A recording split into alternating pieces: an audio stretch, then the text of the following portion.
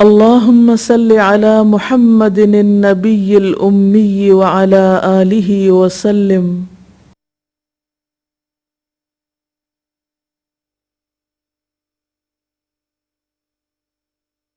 السلام علیکم ورحمۃ اللہ وبرکاتہ.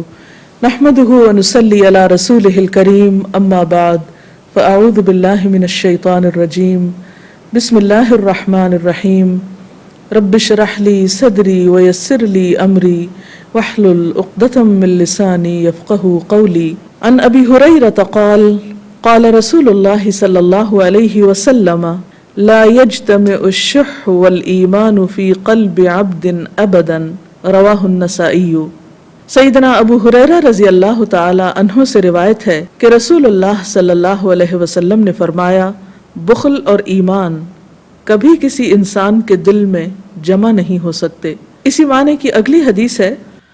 عن جابر بن عبد اللہ ان رسول اللہ صلی اللہ علیہ وسلم قال واتقوا الشح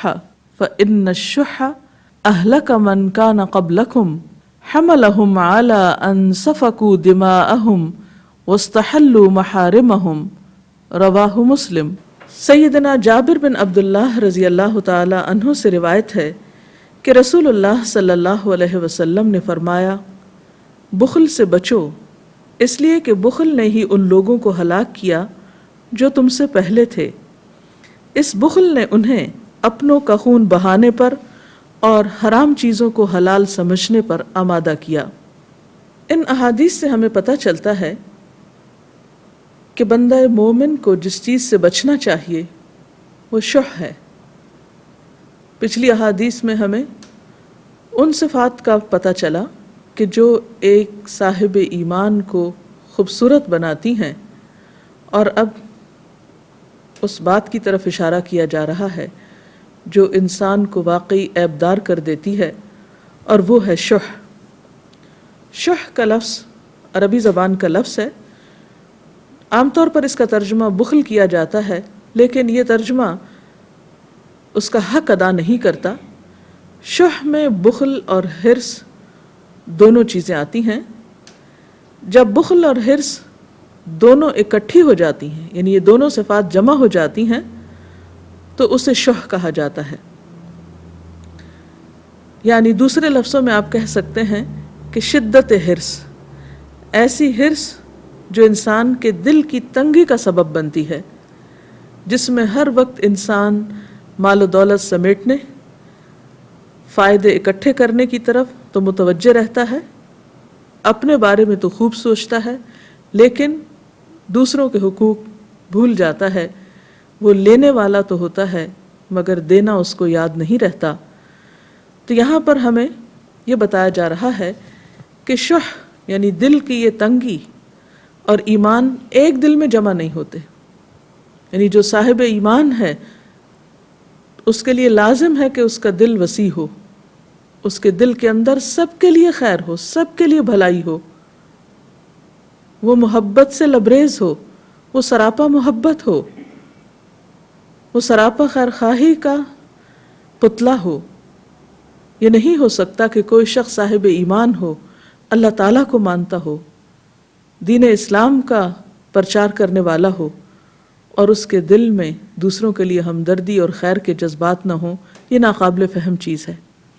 اور پھر دوسری حدیث سے ہمیں مزید بات واضح کی گئی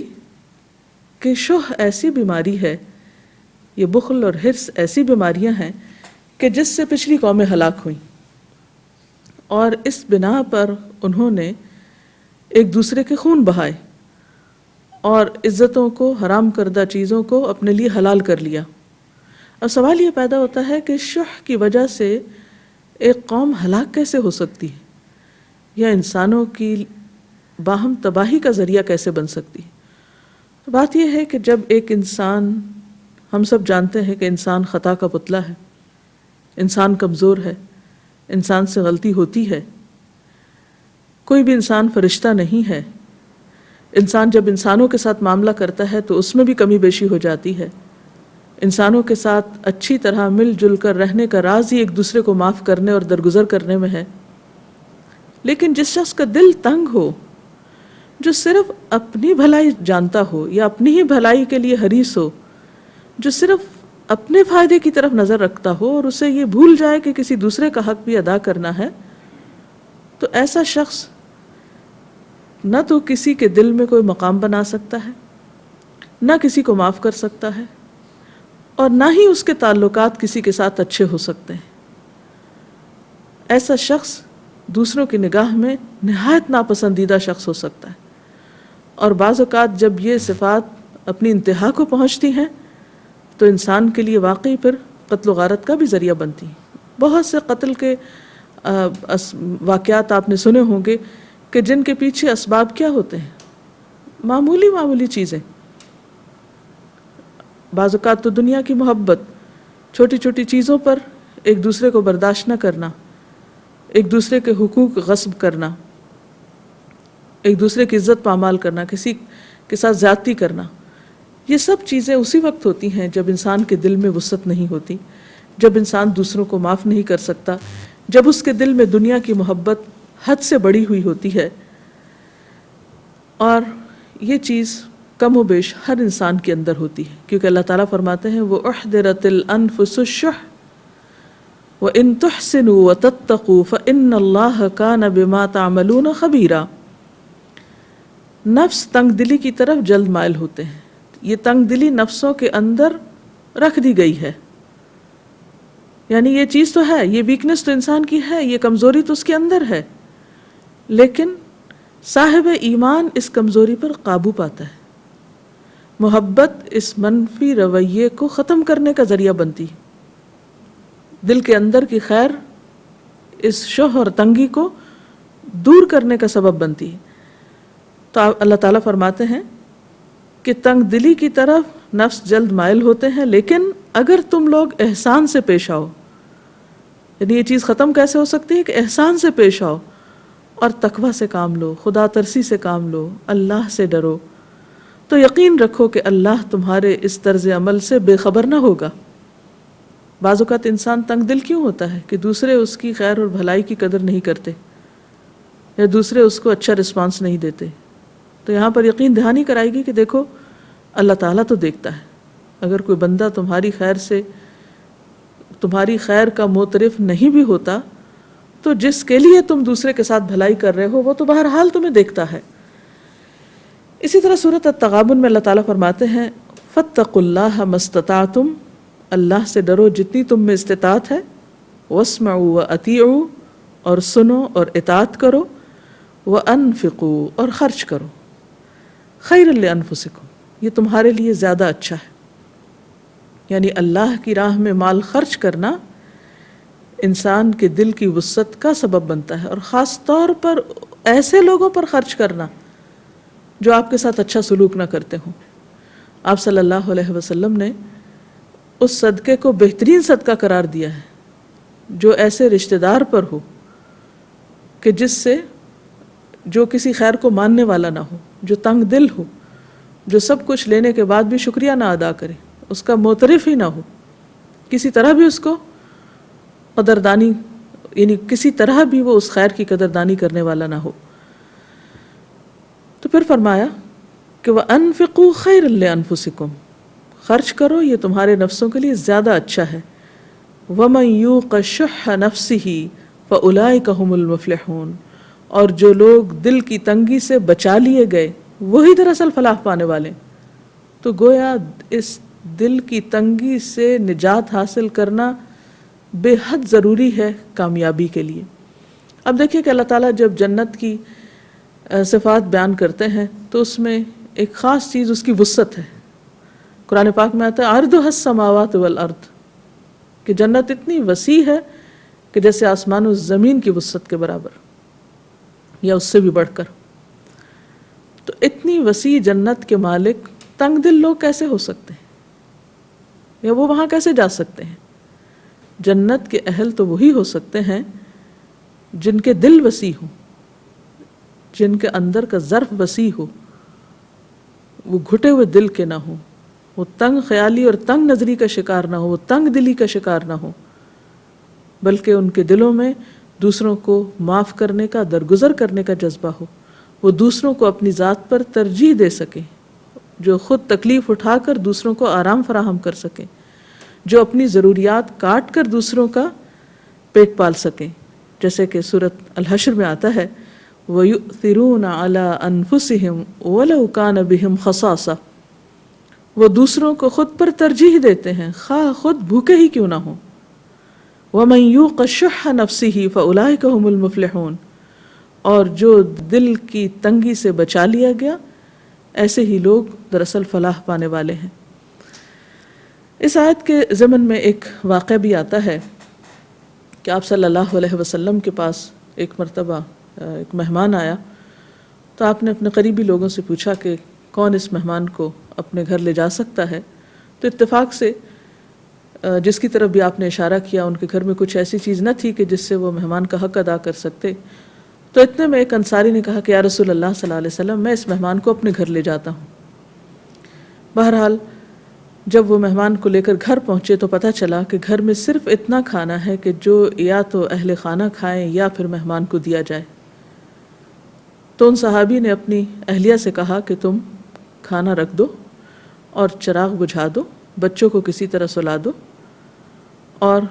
ساتھ خود بھی بیٹھ جاؤ، اور اس طرح ظاہر کرو چراغ بجھا کر جیسے ہم کھا رہے ہیں لیکن ہم خود نہیں کھائیں گے، تاکہ مہمان تسلی کے ساتھ کھا سکے۔ اب ان کا یہ عمل کسی اور کو نہیں پتا تھا، کیونکہ اندھیرا تھا، اور اندھیرے میں وہ اس طرح ظاہر کر رہے تھے جیسے خود بھی شریک ہیں کھانے میں، حالانکہ وہ خود بھوکے تھے، جس یہاں پر آتا ہے کہ وَيُؤْثِرُونَ عَلَىٰ أَنفُسِهِمْ وَلَوْ كَانَ بِهِمْ خَصَاصَةٌ، کہ وہ دوسروں کو خود پر ترجیح دیتے ہیں خواہ خود بھوکے ہی کیوں نہ ہو۔ یعنی ایک صورت تو یہ ہو سکتی ہے کہ آپ کے پاس ہے اتنا کہ آپ خود بھی کھا لیں اور دوسرے کو کھلا دیں، یہ بھی بہت اچھی بات ہے، لیکن ایسی اعلیٰ صفت کہ خود بھوکے رہیں اور پھر دوسرے کو کھلائیں، یہ واقعی بہت بڑے دل کی بات ہے۔ بہرحال ان کی تعریف میں پھر یہ آیت نازل ہوئی، اور اللہ کے رسول صلی اللہ علیہ وسلم نے ان کی برکت کے لیے اور ان کی خیر و بھلائی کے لیے بہت دعا فرمائی، کیونکہ اللہ تعالیٰ کی نظر سے کوئی بھی عمل انسان کا چھپا ہوا نہیں ہے۔ انسان بعض اوقات خاموشی کے ساتھ اندھیرے میں چھپ کر بھی ایک نیکی کرتا ہے اور کوئی انسان اس کو دیکھنے والا نہیں ہوتا، لیکن اللہ تعالیٰ کی نظر میں ہوتا ہے وہ سب کچھ، اور وہ بہترین جزا دینے والا ہے ایسے تمام بہترین اخلاقیات پر۔ بہرحال اللہ کا خوف ہی ایک ایسی چیز ہے جو انسانوں کے اندر بہترین اخلاق پیدا کرنے کا سبب ہے، یعنی دوسرے لفظوں میں آپ یوں کہیے کہ تقوی ہی ایسے اخلاق کو جنم دے سکتا ہے۔ ایک اور روایت میں بھی آتا ہے کہ آپ صلی اللہ علیہ وسلم ایک دفعہ اپنے صحابہ کرام کے ساتھ تشریف فرما تھے کہ اتنے میں آپ نے فرمایا کہ کیا میں تمہیں نہ بتاؤں، کیا میں تم کو دکھاؤں ایک ایسا شخص جو اہل جنت میں سے ہے؟ تو صحابہ کرام نے دیکھا کہ ایک صاحب آ رہے ہیں، تو وہ سب بہت حیران ہوئے کہ ان کے اندر آخر کیا ایسی خوبی ہے کہ انہیں اہل جنت میں سے بتایا جا رہا ہے۔ دوسرے دن آپ صلی اللہ علیہ وسلم بیٹھے ہوئے تھے تو آپ نے پھر فرمایا کہ کیا میں تمہیں جنت والوں میں سے ایک شخص دکھاؤں؟ تو لوگوں نے دیکھا کہ وہی صاحب ہیں۔ تیسرے دن بھی ایسا ہی ہوا، تو عبداللہ بن عمر کے دل میں رضی اللہ تعالیٰ عنہ بہت یہ تجسس پیدا ہوا کہ میں جا کر یہ معلوم کروں کہ ان کا کیا ایسا عمل ہے کہ جس کی وجہ سے آپ صلی اللہ علیہ وسلم ان کی تعریف کرتے ہیں اور انہیں اہل جنت میں سے بتاتے ہیں۔ بہرحال وہ ان کے ساتھ ہو لیا اور کسی بہانے سے ان کے ساتھ دن رات گزارنے کا طریقہ ڈھونڈا۔ جب انہوں نے سارے دن کے ان کے معمولات دیکھے تو انہیں کوئی ایسی خاص چیز نظر نہیں آئی، اپنے بس فرائض ادا کرتے تھے اور ایک اچھے اخلاق کے مالک، ایک شریف النفس انسان تھے۔ تو انہوں نے ان سے پوچھ ہی لیا کہ بھائی تم مجھے یہ بتاؤ کہ تمہارے اندر کون سی وہ خوبی ہے، کیونکہ مجھے بظاہر تو کوئی ایسی غیر معمولی یا ایکسٹرا آرڈنری چیز نظر نہیں آ رہی کہ جس سے میں یہ سمجھوں کہ کوئی بہت بڑی خوبی آپ کے اندر ہے۔ تو وہ کیونکہ آپ صلی اللہ علیہ وسلم نے تمہاری تعریف کی ہے، لہٰذا میں جاننا چاہوں گا کہ وہ کون سی ایسی چیز ہے جو مجھے دکھائی نہیں دی یا مجھے پتہ نہیں چلی۔ تو انہوں نے کہا کہ میری عبادات تو تمہارے سامنے ہی ہیں، لیکن میں اپنے دل میں کسی کے خلاف بھی کینہ کپٹ نہیں رکھتا۔ میرے ساتھ اگر کوئی بھی زیادتی کر جاتا ہے تو میں اس کو معاف کر دیتا ہوں۔ تو بات یہ ہے کہ کسی کو معاف کرنا بھی بڑے دل کی بات ہے، اور دل کی تنگی والا شخص دوسروں کے قصور کو کبھی بھی معاف کر نہیں سکتا۔ اسی لیے آپ صلی اللہ علیہ وسلم نے فرمایا، جب آپ سے پوچھا گیا کہ لوگوں میں سب سے افضل کون ہے، تو آپ نے فرمایا ہر مخموم القلب سچی زبان والا. لوگوں نے عرض کیا کہ سچی زبان والے کو تو ہم جانتے ہیں، لیکن یہ مخموم القلب کیا چیز ہے؟ آپ نے فرمایا پرہیزگار، صاف ستھرا، جس میں گناہ نہ ہو، نہ ظلم ہو اور نہ کینہ کپٹ ہو. یعنی جس کا دل صاف ہو، جس کا دل اچھا ہو. یعنی ایک طرف اس کے دل میں خدا کا خوف بھی ہو اور دوسری طرف لوگوں کے لیے اچھے جذبات ہوں. یعنی جہاں ایک طرف لوگوں سے محبت کرنا ایک بہت بڑی خوبی ہے، ایمان کا حصہ ہے، وہاں دوسری طرف اپنے دل کو لوگوں کی نفرت سے، لوگوں کے بارے میں برے جذبات سے محفوظ رکھنا، یا اگر کچھ چیزیں ایسی دوسروں کے رویوں کی وجہ سے دل میں پیدا ہو جائیں تو ان کو مسلسل نکالتے رہنا، صفائی کرتے رہنا، یہی وہ کیفیت ہے کہ جسے ہم کہہ سکتے ہیں کہ وہ دل شح سے خالی ہے اور وہ انسان شح سے بچا لیا گیا ہے. اور جب کسی قوم کے اندر یہ اخلاق پیدا ہوتا ہے تو ہی قومیں آگے بڑھتی ہیں. اور اگر قوموں کے افراد ایک دوسرے کو معاف نہ کرنے والے اور دل تنگ رکھنے والے ہوں تو ایسے میں انسان خیر اور بھلائی کے کاموں میں آگے نہیں بڑھ سکتا. اس سلسلے میں اگر آپ کے ذہن میں کوئی چیز ہو تو آپ مزید اس میں اضافہ کر سکتے ہیں. جی، ابھی جیسا کہ آپ نے قرآن پاک کی آیت کا حوالہ دیا کہ شح کا جو خاتمہ ہے وہ احسان سے ہو سکتا ہے، تو احسان میں کیا کچھ داخل ہے، کیا کچھ آتا ہے احسان میں؟ بنیادی طور پر تو دل کی تنگی کا علاج ہے ہی احسان. مثلا اگر آپ کے ساتھ کسی نے زیادتی کی ہے یا آپ کو آپ کے حق سے محروم کیا ہے تو اس کا نتیجہ کیا ہوگا، اس کا ری ایکشن کیا ہوگا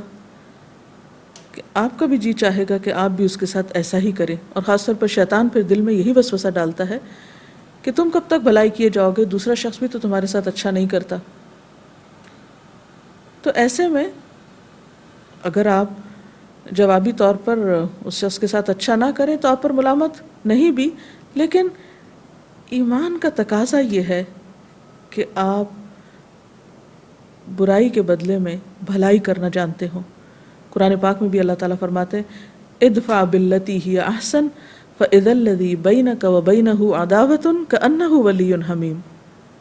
کہ تم برائی کو بھلائی سے دور کرو، برائی کے جواب میں بھلائی کرو، تو وہ شخص کہ تمہارے اور اس کے درمیان کوئی عداوت ہے، دشمنی ہے، تو وہ ایسے ہو جائے گا گویا دلی دوست ہو، یعنی تم اس کا دل جیت جاؤ گے. اب آپ دیکھیے کہ یہ کیسے ہو سکتا ہے. برائی کے بدلے میں بھلائی کرنا یہ وہی شخص کر سکتا ہے جو دوسروں پر احسان کرنا جانتا ہو. اور احسان کی تعریف حدیث جبریل میں یوں کی گئی ہے کہ ان تعبد اللہ کأنک تراہ فإن لم تکن تراہ فإنہ یراک، کہ تم اللہ کی عبادت ایسے کرو کہ گویا تم اللہ تعالیٰ کو سامنے دیکھ رہے ہو. یعنی دیکھنے سے جو کیفیت تمہارے دل میں ہو سکتی ہے وہ کیفیت دل میں ہو، اور اگر یہ نہیں تو یہ تو یاد رکھو کہ اللہ تمہیں دیکھتا ہے. تو جو شخص اللہ تعالیٰ کی معرفت رکھتا ہے، اللہ تعالیٰ کے وجود کو محسوس کرتا ہے اور اس کا یقین ہے کہ میری اس بھلائی کا صلہ دینے والا کوئی ہے جو عالم الغیب والشہادہ ہے، جو ظاہر و باطن ہر چیز کا دیکھنے والا ہے، جو ذرے برابر نیکی کو بھی ضائع نہیں کرتا، تو پھر انسان انسانوں کے صلے سے بالا ہو کر دوسرے کے ساتھ بھلائی کر سکتا ہے. اور یہی دراصل احسان ہے کہ کوئی بھلائی نہ بھی کرے تو آپ بھلائی کرنے والے ہوں. اور اس کے بغیر دلوں کی تنگی ختم نہیں ہو سکتی. اگر دوسرا شخص آپ کے ساتھ زیادتی کر رہا ہے اور آپ بھی جواب میں ویسا ہی کر رہے ہیں تو اس سے تعلقات میں مزید خرابی ہی ہو سکتی ہے، بہتری نہیں ہو سکتی. لہٰذا خوشحالی اور خوشگوار تعلقات کا جو راز ہے وہ دوسروں کو معاف کرنے میں ہے. جیسے کہ آپ صلی اللہ علیہ وسلم نے فرمایا مجھے 9 باتوں کا حکم دیا گیا، اور ان میں سے کیا ہے کہ جو مجھ سے کٹے میں اس سے جڑوں، جو مجھے محروم کرے میں اس کو دوں، جو مجھ سے زیادتی کرے میں اس کو معاف کر دوں. تو یہی چیز دراصل احسان ہے کہ دوسرے کے رویے سے اوپر اٹھ کر دوسرے کی برائی کے مقابلے میں جواباً خوبصورت رویہ اختیار کرنا. جی آپ کچھ کہیں. رسول اللہ صلی اللہ علیہ وسلم کی ان باتوں میں جو سب سے خوبصورت بات مجھے جو محسوس ہو رہی ہے وہ انسائیڈ آؤٹ اپروچ ہے کہ اندر کی خوبصورتی، اندر کا انسان اگر خوبصورت ہوگا تو نو ونڈر کہ اس کے ارد گرد بھی چیزیں خوبصورت ہو جائیں گی. اور یہاں پر جو دل کی بات کی گئی ہے، جیسے ہم نے پہلی حدیث میں پڑھا تھا کہ اللہ تعالیٰ ہمارے دل دیکھتا ہے، تو دل اگر تنگ ہوگا تو اللہ تعالیٰ اس کی طرف نہیں دیکھے گا، اور اگر دل کے اندر لوگوں کی نفرت، بغض یا کینہ ہوگا تو اس دل کی طرف بھی اللہ تعالیٰ نہیں دیکھے گا۔ اور مجھے یہ چیز اس لحاظ سے بھی بڑی کریجیس لگ رہی تھی کہ دوسروں کو معاف کر دینا ایک بڑی بہادری کا کام ہے، اور یہ ہر شخص نہیں کر سکتا ہے، یہ وہی شخص کر سکتا ہے جس کے اندر بہت بہادری، عزم اور ہمت ہو۔ اور پھر یقیناً ایسے ہی لوگ جو ہیں وہ غرباء میں بھی شامل ہو سکتے ہیں، کہ جیسے کہ ہم نے اس حدیث میں پڑھا تھا کہ کچھ لوگ ہوں گے جو کہ بالکل ایک مختلف رویہ اختیار کریں گے۔ اور اس میں ایک بات اور جو مجھے بہت انسپائرنگ لگ رہی تھی کہ ہم دوسروں کو ٹھیک کرنا چاہتے ہیں، ہم چاہتے ہیں ہمارے جو ارد گرد لوگ ہیں وہ ٹھیک ہو جائیں، لیکن رسول اللہ صلی اللہ علیہ وسلم کی ان باتوں سے لگتا ہے کہ ہمیں اپنا آپ ٹھیک کرنا ہے، اپنا اندر سے ٹھیک کرنا ہے۔ جب ہم خود ٹھیک ہوں گے تو ہمارا ارد گرد